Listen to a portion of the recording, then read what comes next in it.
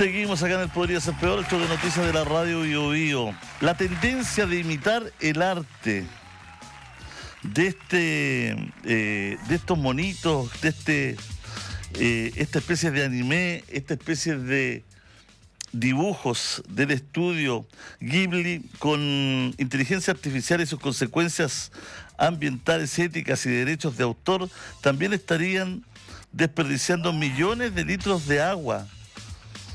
Sí, en los últimos días se hicieron tendencia en redes sociales las imágenes generadas con inteligencia artificial al estilo del estudio Ghibli. Millones de personas se sumaron e hicieron sus propias versiones, pero esto tiene un costo para el medio ambiente del que poco se conoce. Resulta que la inteligencia artificial utiliza considerables cantidades de agua limpia para funcionar, especialmente los modelos de gran tamaño, como los más recientes ChatGPT. Pero vamos a hablar de esto, ¿no es cierto?, con Sebastián Cifuentes, Tech Lead del equipo de transferencia tecnológica de Senia. Estamos con Sebastián, ¿cómo estás? Hola, ¿cómo estás? Un abrazo. Bien, gracias. Un abrazo. Bueno, siempre uno aprende algo nuevo. Esto del agua me dejó perplejo, ¿no? Cuando lo conversamos. ¿Por qué no nos cuentas un poquito? Ahí está una imagen mía con de fondo con ¿quién era? Ese es con Kid Voodoo. Ahí está, la estamos viendo en televisión. Ahí estoy con Marciano, con varios. Cuénteme un poquito el tema del agua, ¿no? Que es bien nuevo. Mira, yo diría que igual el tema no es tan nuevo. Particularmente hay que entender que todo servicio que compute algo, cuando nosotros hablamos de computar, significa que ejecute una operación matemática un computador, requiere enfriamiento. No sé si la persona no puede creer en su notebook, o cuando uno tenía las torres en la casa, el ventilador hacía harto trabajo, o cuando uno ve películas también hace harto trabajo, los computadores se calientan y uno tiene que enfriarlos. Particularmente los modelos de inteligencia artificial utilizan GPUs, que son estas tarjetas gráficas que se calientan mucho porque son altamente intensivas en trabajo y requieren mucho enfriamiento. Y estos modelos de lenguaje o modelos más grandes del estado del arte requieren mucho cómputo, por ende requieren muchas GPUs y el calor que generan es muy grande y por ende necesitamos enfriarlo mucho. Perfecto, y ahí es donde entra el tema del agua, ¿no?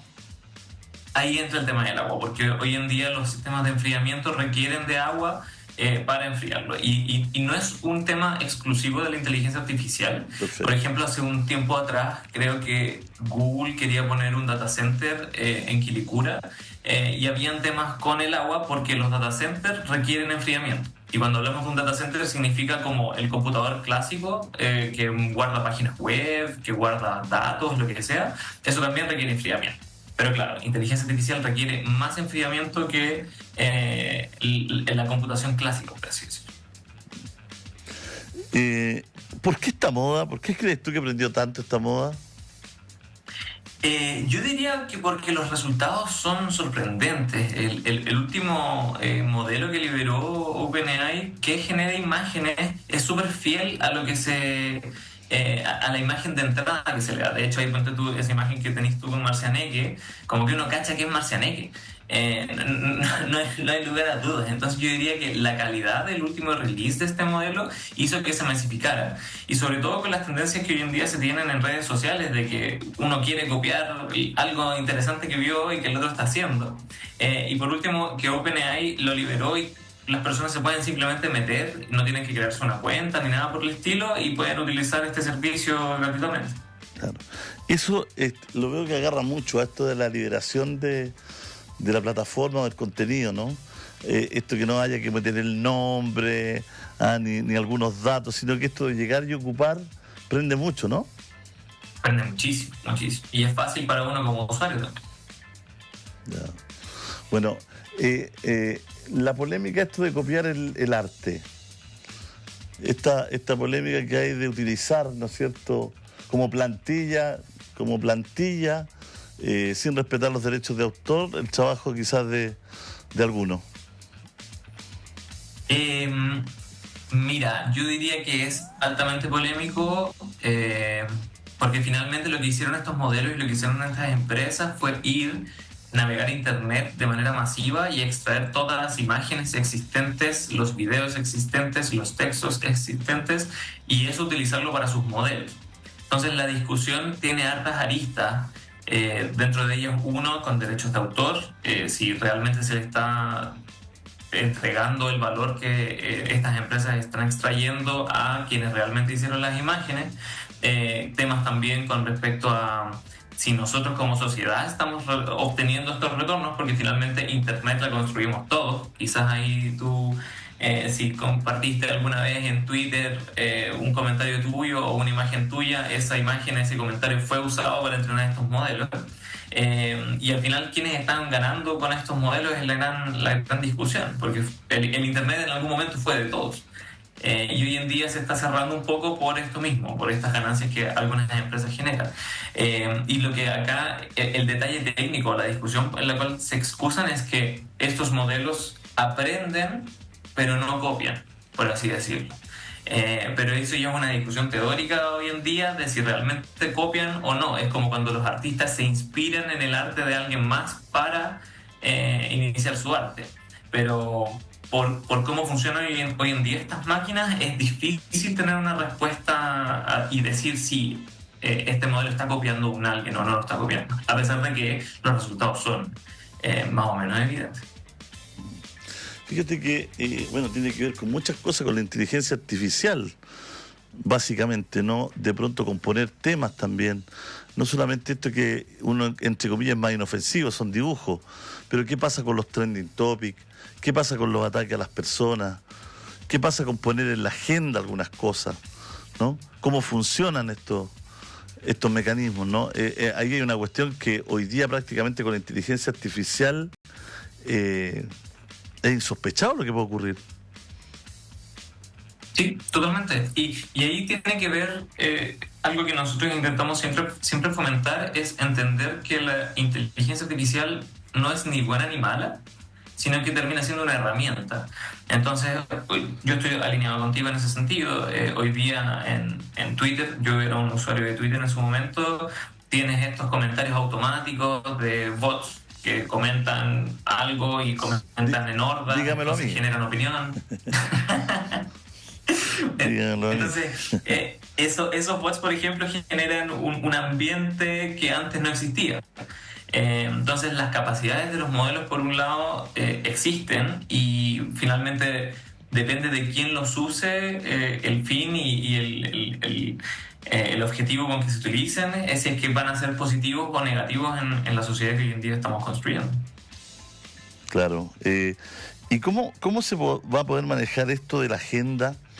El otro día conversaba con dos amigos que trabajan en este tema, las datas.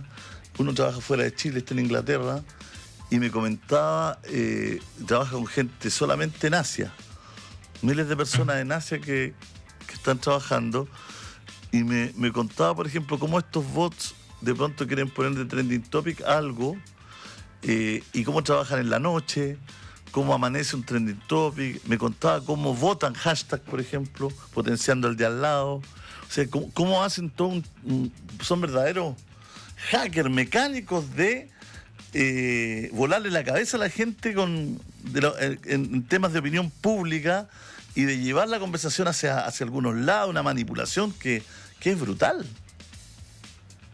Sí, absolutamente de acuerdo. Y si me preguntas a mí, es un problema muy difícil de solucionar, muy difícil de solucionar.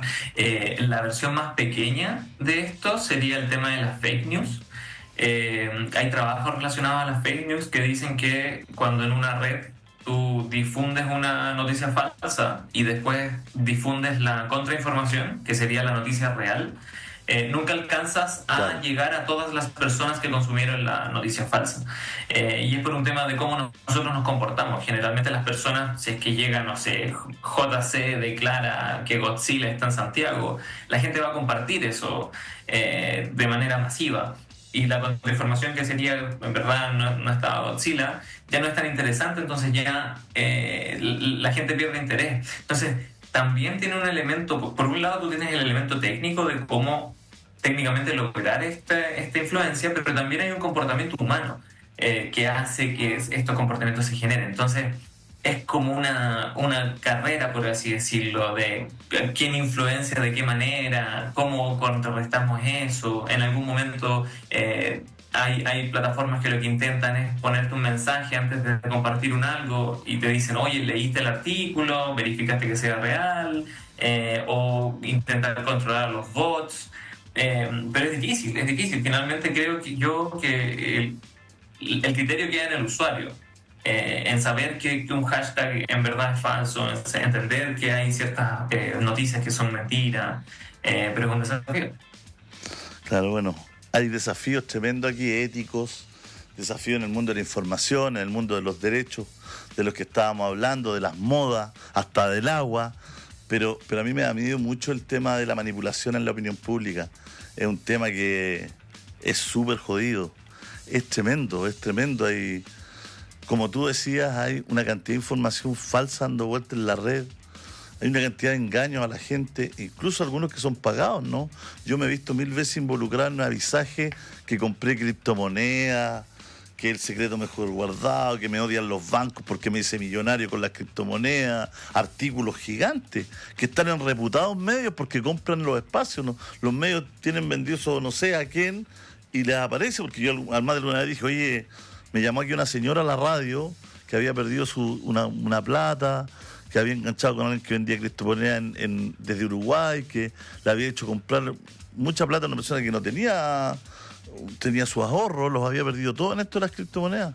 Y porque ella había leído que yo me había hecho millonario y que había salido en un portal.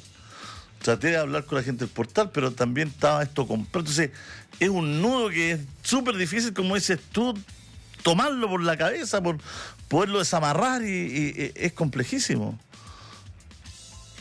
Es complejo. De hecho, no te he visto a ti particularmente, pero sí hay videos de estos famosos deepfake con personajes de la televisión chilena y el mismo que decís tú, los bancos me odian, estoy generando muchas ganancias. Y creo que la manera más efectiva de combatir esto es a través de la información y es a través de la educación de las personas, porque algo que pasa con la inteligencia artificial a veces es que la gente dice es muy complejo, así que ni siquiera voy a intentar entenderlo, porque no voy a entenderlo. Y no es necesario entender la lógica matemática ni la lógica computacional de un modelo de inteligencia artificial para entender lo que hace. Un ejemplo que a nosotros nos gusta utilizar es con respecto al computador. Todas las personas hoy en día utilizan un computador, pero te aseguro que el 80%, 90% de las personas no sabe cómo funciona un computador por dentro. Y no tienen por qué saberlo. Lo que tienes que saber es qué puede hacer y qué no puede hacer el computador. Entonces acá es lo mismo con respecto a la inteligencia artificial, las capacidades que tiene, qué cosas pueden ser sospechosas. La versión quizás anterior a las estafas eran estos mails sospechosos que llega el Banco Estado y te pide las claves del banco. Y aprendimos como sociedad, oye, te pueden llegar mails que te piden tus datos personales, entonces recuerda que si te piden datos personales esto está mal. Entonces pasa lo mismo con estos temas. Por ejemplo, si alguien te ofrece una inversión con un retorno del 80% en un mes, claramente es mentira. Pero entonces aumenta como el nivel de educación que nosotros tenemos que ir incorporando, porque a mi juicio este tipo de estafas se va a empezar a especializar y van a volverse más difíciles de detectar, y la única persona nuevamente que va a tener la capacidad de no caer en ello va a ser el usuario. Entonces, si el usuario es un usuario informado, va a haber menos chance de que el usuario caiga en eso. Un abrazo gigante. Muchas gracias por conversar con nosotros y ayudarnos a entender. Que estés bien. Muchas gracias, pues. No, Sebastián, un abrazo gigante. Chao, chao. Vamos a las noticias, volvemos.